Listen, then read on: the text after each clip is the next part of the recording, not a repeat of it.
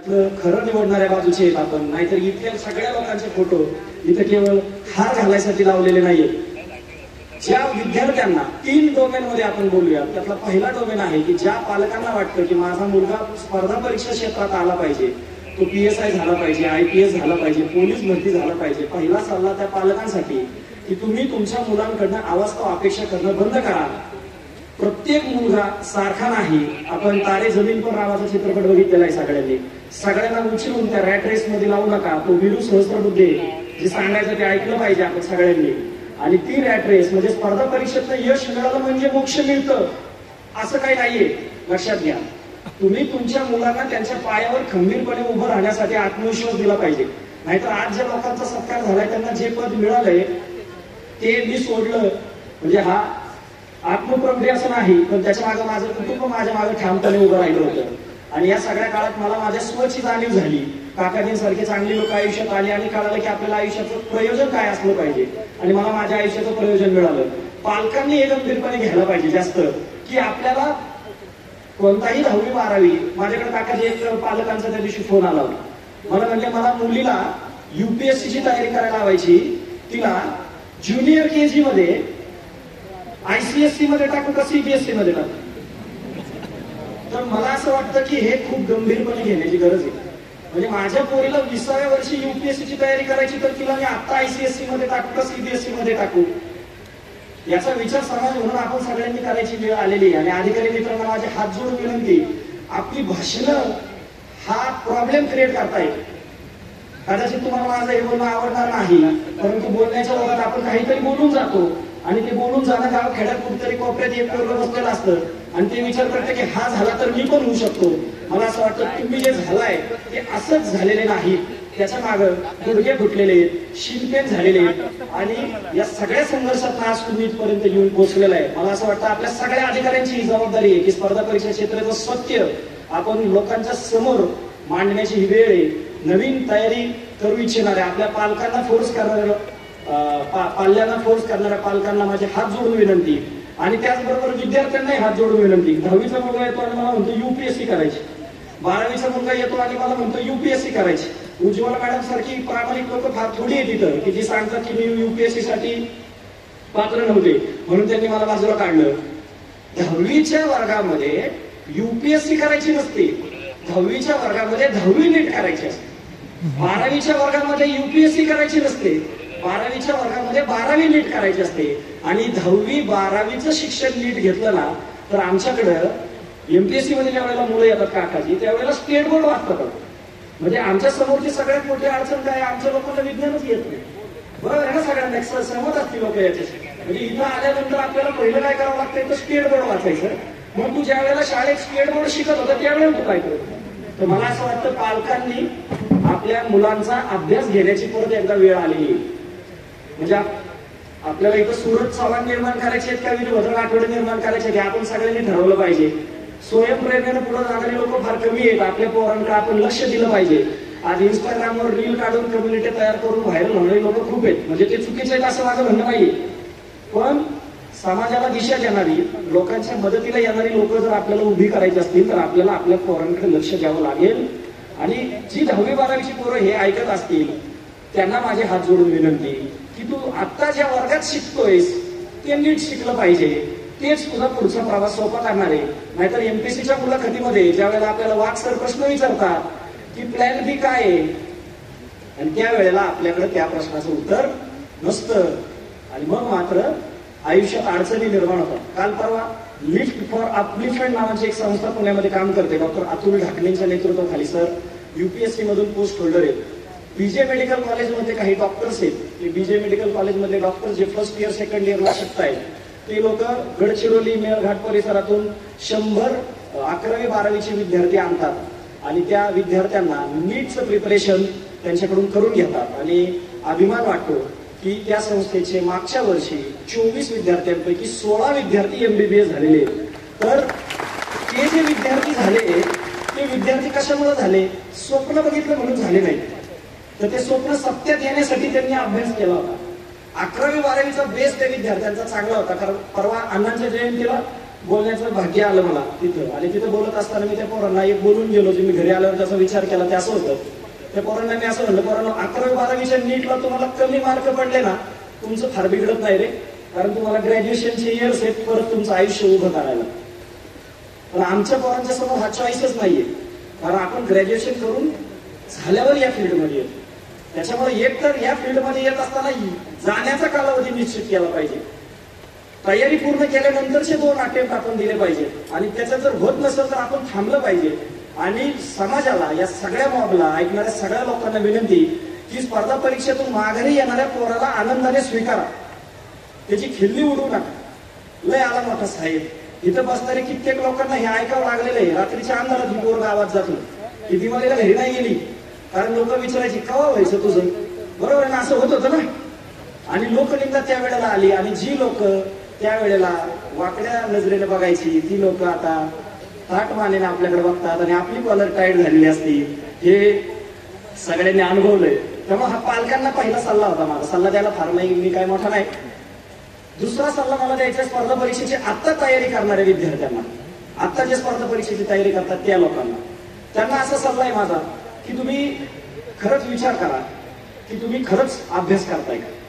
स्पर्धा परीक्षेची तयारी करणं हा स्टंट झालाय, एक स्टेटस सिम्बॉल झालाय, तर खरंच तुम्ही अभ्यास करताय.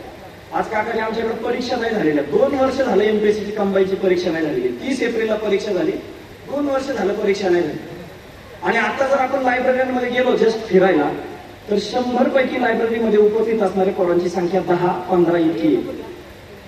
हे खरंच गंभीरपणे अभ्यास करणारे ऍस्पिरंट आहेत का, याचा आपण विचार करायला पाहिजे.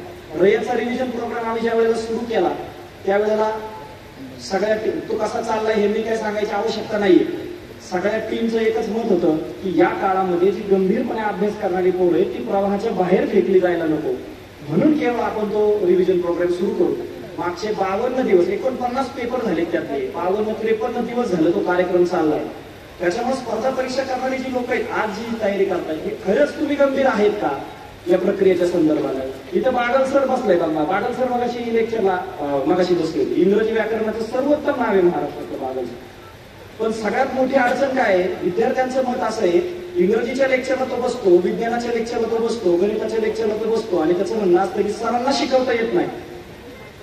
आणि त्या मुलाला ज्या वेळेला बादल सर लिहायला सांगतात, नाऊनचं स्पेलिंग आहे, नाऊन, ऍडजेक्टिव्ह, ऍडव्हर्ब याचं स्पेलिंग येत नाही. हे या क्षेत्राचं सत्य आहे. कितीतरी आता इथे 22 वाले लोक आहेत आपली, की इंग्रजी ऑप्शनला टाकून पदं मिळाली, 21 वाल्यांना मिळाली असतील, 22 वाल्यांना नाही मिळाली, कारण 22चा कट ऑफ किती गेला हे आपल्याला सगळ्यांना माहिती आहे. आणि 23 पासून तर हे अजिबात शक्य नाही, कारण 50 गुणांना इंग्रजी झाले. शांततेच्या काळात घाम गाळला पाहिजे असं नागरे पाटील म्हणले होते. तर ही शांततेचा काळ आहे आणि ह्या काळामध्ये आपण घाम गाळला पाहिजे. आणि हे सांगायला तुम्हाला लागो म्हणजे तुम्ही खरंच स्पर्धा परीक्षेची तयारी करताय का. तुमचा बाप तिकडे फाटकी बनेला घालून रानात काम करतोय. महाराष्ट्राचा असा कोणता कोपरा नाही, मागच्या वर्षी आपल्याकडे दुष्काळ होता, या वर्षी आपल्याकडे ओला दुष्काळ आहे. घरची खायची परिस्थिती वाईट आहे. अशा काळामध्ये आपल्या ताटामध्ये जिथं आपण अभ्यास करतो तिथं चपाती येते, सुकी भाजी येते, पातळ भाजी येते, लोणचं येतंय, कांदा येतोय, वरण भात येतोय, आणि तरी पण नखरे सुचत असतील तर थांबलं पाहिजे. या क्षेत्रात तुमचं काही नाही. हे फेटे घालणारी लोक अशीच फेटे घालून बसलेली नाहीये. इथं सत्कार होणारी लोक अशीच सत्कार होणारी नाही. इथं अशी काही काही लोक आहेत काकाजी की एका एकाला 5-5 पदं मिळाली, आणि काही लोक अशी आहेत की 10-10 वर्षात एक पूर्व परीक्षा पास नाही झाली.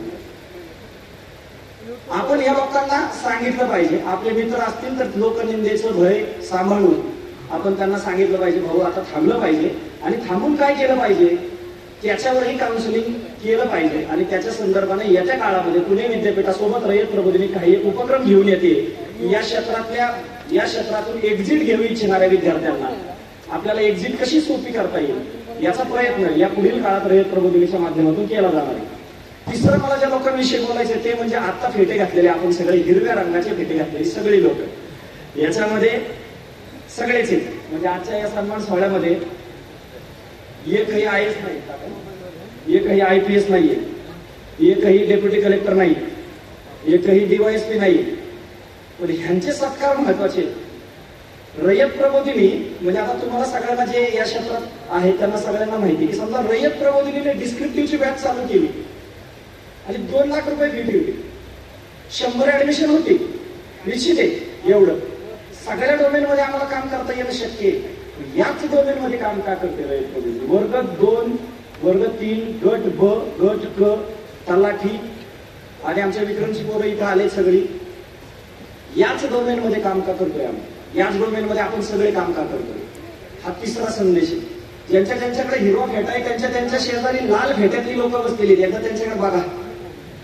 या लाल फेट्यातली माणसं आहेत ना, यापूर्वी कधीही सरकारी ऑफिसेस मध्ये कॉन्फिडन्स मध्ये गेलेली नाहीये. लाल फेट्यातली जी लोक आहेत ना त्यांना एवढं निश्चित माहिती होतं की आपलं इथं काम होणार नाही आणि आपलं काम अडलेलं असायचं एसपींकडे. या लाल फेट्यातल्या किती लोकांनी एसपी बघितला आजपर्यंत? पण या लाल फेट्यातले किती लोक रोज तलाट्याशी ज्यांचा संपर्क येतो अशी किती आहेत? या लाल फेट्यातले अशी किती लोक आहेत की ज्यांचा त्या शाळा मास्तरशी संपर्क येतो? या लाल फेट्यातले अशी किती लोक आहेत की ज्यांचा पोलीस स्टेशनला गेल्यावरती PSI शी संपर्क येतो, कॉन्स्टेबलशी संपर्क येतो, ते पाळी येते ज्या वेळेला आपल्याला रानात कॅनलला त्यावेळेला तिथं कॅनल इन्स्पेक्टरशी आपला संपर्क येतो, त्या क्लार्कवाल्या माणसाशी संपर्क येतो. मला असं वाटतं हे लाल फेटेवाले माझ्याशी सगळे सहमत असतील की हा सर एसपीला कधी नाही भेटलो पण तुम्ही ज्यांची ज्यांची नावं घेतली ना ह्यांच्याशी रोज आमचा संपर्क येतो. बरोबर आहे ना? ह्या लोकांशी रोज आपला संपर्क येतो. कालपर्यंत ज्या लोकांनी आपल्या आई बापाला नाडलं, ज्या आपल्या आई बापाला अडवलं, हेच काम जर प्रशासनात आपण जाऊन करणार असू दुसऱ्या कोणाच्या तरी आई बापासाठी तर आपण पोरं म्हणून अपयशी होणार आहे. देश बदलल तो कधी बदलल ते बघू. आता मोठ्या मोठ्या लोकांनी घेतलेली जबाबदारी त्याची महाशक्ती वगैरे करायची, त्याच्यात आपण काय फार वाटा नाही उचलू शकत. आपण नक्की वाटा उचलू शकतो की ज्या वेळेला एखादा फाटक्या कापड्यातला माणूस आपल्या शेजारी येऊन उभा राहील ना, अरे पोरा एवढं काम कर रे, त्या वेळेला तो आपला बाप आहे, ती आपली आई आहे असं वाटायला पाहिजे. आणि मगाशी विशालने पण सांगितलं की गोरगरिबाच्या मुंड्या मुरगळायसाठी प्रशासनात नाही यायचं आपल्याला. तुम्हाला माहित नाही तुम्ही किती महत्वाचे. हायरार्कीमध्ये कदाचित लोक तुम्हाला म्हणले असेल की काय PSI झालं नाही एवढा नाचतोय, काय लोक तुम्हाला उद्या म्हणतील काय कॉन्स्टेबल झालं नाही एवढा नाचतोय. तुमचा नाचायचा हक्क आहे कारण लोकांची सर्वाधिक कामं तुम्ही करणार आहात. इथं इथली व्यवस्था जर कोण सुधरू शकतं तर ही आपण वर्ग 2, वर्ग 3 ची लोक सुधरू शकतो. नाहीतर फार बाकी लोकांकडनं अपेक्षा ठेवायचा काळ महाराष्ट्रातला तर आधीच संपलेला आहे. त्याच्याविषयी फार काय बोलायला नको कारण 5 वर्षापूर्वी आपण वेगळ्या लोकांना मतदान केलं ना, आज आपल्या सत्तेत वेगळीच लोक आलेली आणि परत आता निवडणुका होणार आहे. आज भगतसिंगांची जयंती आहे. भगतसिंगांना कसं तरुण पाहिजे असेल असं जर आपण बघितलं, असं जर आपल्याला बघायचं असेल तर एकदा आज संध्याकाळी गेलेला आरशासमोर जाऊन उभे राहा आणि स्वतःला प्रश्न विचारा की खरंच आपण भगतसिंगाच्या स्वप्नातले तरुण आहोत का? जर उत्तर नाही आलं तर संधी आहे तसं होण्याची. अजूनही नकारात्मकता घेण्याची गरज नाहीये, संधी आहे तसं होण्याची. भगतसिंग आपल्याला कधीपर्यंतचे माहिती आहेत? आपल्याला माहिती आहे की ज्या वेळेला भगतसिंगांना फाशी होणार होती त्याच्या आदल्या दिवशी भगतसिंग लेनिन वाचत होते आणि भगतसिंग जाता जाता म्हणाले कि हमारे बाद और भी आएंगे, हमारे बाद और भी आएंगे. कुठे गेले और भी? 1955 साली साहिर असं म्हणला होता, जिने नाज है हिंद पर वो कहा है. कहा है?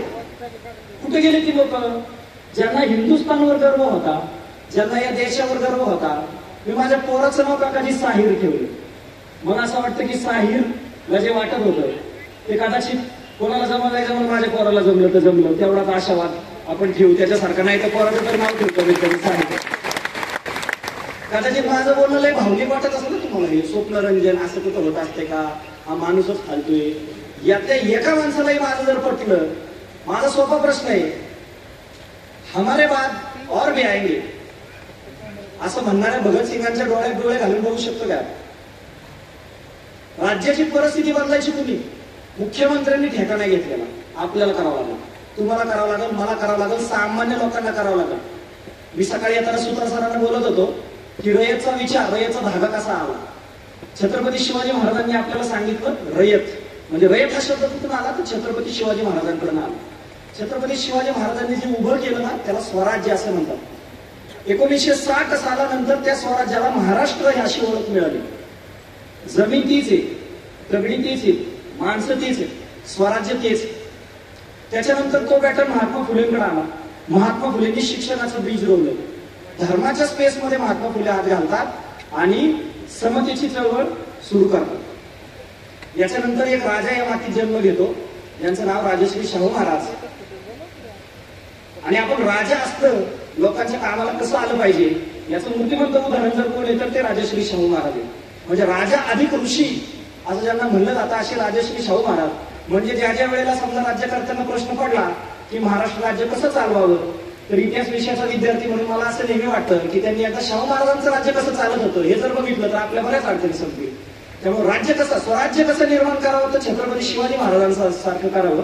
आणि ते चालवावं कसं तर ते शाहू महाराजांसारखं चालवावं. यानंतर येतात आमच्या अण्णा कर्मवीर भाऊराव पाटलांनी मागच्या शतकात एक मोठा प्रॉब्लेम सोडवला पोरांना आपला. तो मागचा प्रॉब्लेम असा होता की शिकायची सोयच नव्हती. म्हणजे आपल्याला शाळेत जायचं होतं पण शाळाच नव्हती. अण्णांनी काय केलं, शाळा उभ्या केल्या. आशिया खंडातली सगळ्यात मोठी संस्था उभी केली आणि हजारो गोरगरिबाची पोरं त्या शाळेमध्ये शिकली. प्रवास इथपर्यंतचा चांगला होता. याच्यानंतर डॉक्टर बाबासाहेब आंबेडकर आले आणि डॉक्टर बाबासाहेब आंबेडकरांनी खूप महत्वाचं तत्वज्ञान दिलं जे आपण आधी हसत हसत व्हायला हलो, सहजच झालो. किती लोकांनी हे 3 शब्द आयुष्यात गंभीरपणे घेतले मला माहित नाही. त्याचा पहिला शब्द होता प्रज्ञा, दुसरा शब्द होता शील आणि तिसरा शब्द होता करुणा. या 3 शब्दापैकी या वरच्या सगळ्या माणसांनी ती प्रज्ञा जो आहे, ते नॉलेज जे आहे, तो विजडम जो आहे तो आपल्यापर्यंत आणण्याचा प्रयत्न केला. बाबासाहेबांनी त्याला प्रज्ञा असं नाव दिलं. बाबासाहेबांनी सांगितलं की प्रज्ञावंत व्हा. त्याच्यानंतर बाबासाहेबांनी दुसरा शब्द सांगितला होता शीलवंत व्हा. प्रशासनात आल्यानंतर सगळ्यात महत्वाचं काय आहे, तुमचं शील. आज या सगळ्या कार्यक्रमाला एक माणूस मनापासून तुम्ही बघताय शांतपणे त्या खुर्चीवर उठून ह्या खुर्चीवर, ह्या खुर्चीवरून ह्या खुर्चीवर आता इथे येऊन बसले. यांचं नाव इंद्रजित देशमुख काकाजी. कर्मवीर भाऊराव पाटलांचा विचार आता मग कोणतरी सांगितलं की त्यासाठी कर्मवीरांचं रक्तच अंगात असावं लागतं, तर ते त्यांच्या अंगात आहे आणि त्यांच्याकडनं ते आमच्याकडे आले. काकाजी महाराज